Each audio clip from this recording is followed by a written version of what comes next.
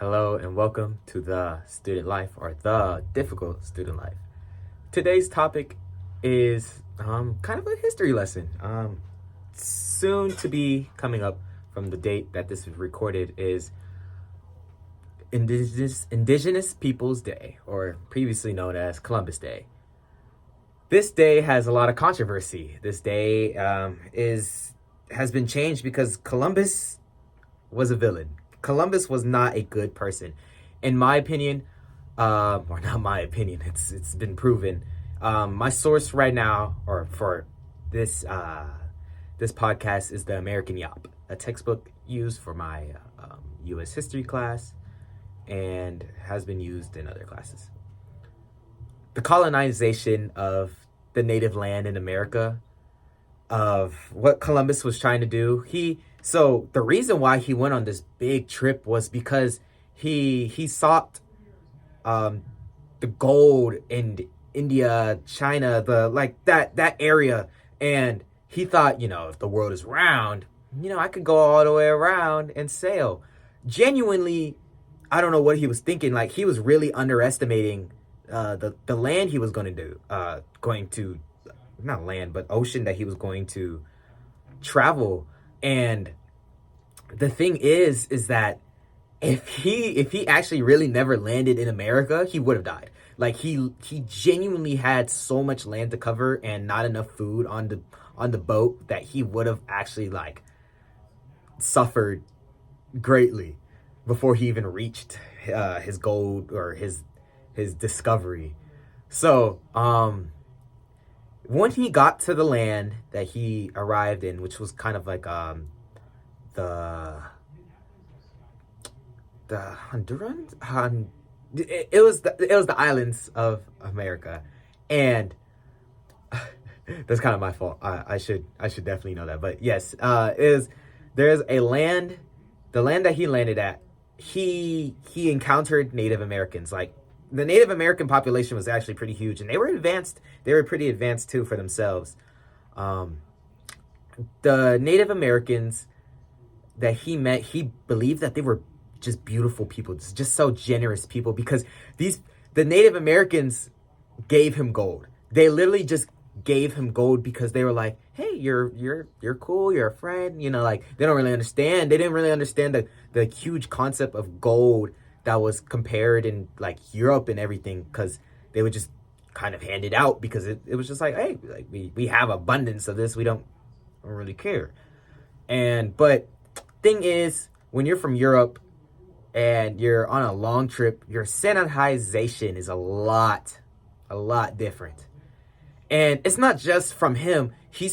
Once he started, he realized that, like, there's people here. He was like, okay, let me write in my journal about this trip. And when he wrote about himself and the trip, any explorer during that time made themselves sound so great just because they wanted to, like, appease to the people. And so that's kind of what brought so many people to start heading to this new world. And the thing is, they started bringing livestock. These livestock they were unclean. The people might have been a little cleaner, but like, the livestock that they would bring over would not be clean. And so that's what caused diseases and a lot of plagues and the huge amount of decrease in the population of Native Americans. And so with that, the Columbus pleaded to his king and queen about this great adventure that he just had, his discovery, and they were like, wow, this guy really truly actually found something. He did something. And so a lot of people started coming over. But the thing is, Christopher Columbus was not the first person to find America or find a new world in a sense. You can claim it to the Native Americans. Yes, they lived here their entire lives, or for who knows how long.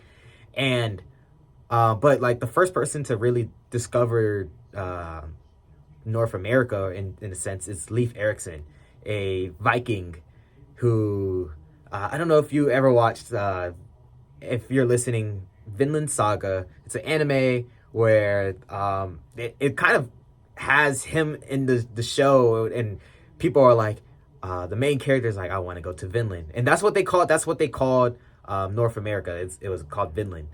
I think there even is a place in Canada called Vinland, New Vinland, or something like that. So yes, he was even the first person to do it. That is the craziest part. But as I was saying earlier, as more people started going to the New World, they started bringing their own vegetation and livestock. But the Spaniards, actually started bringing back vegetation and technology from the New World.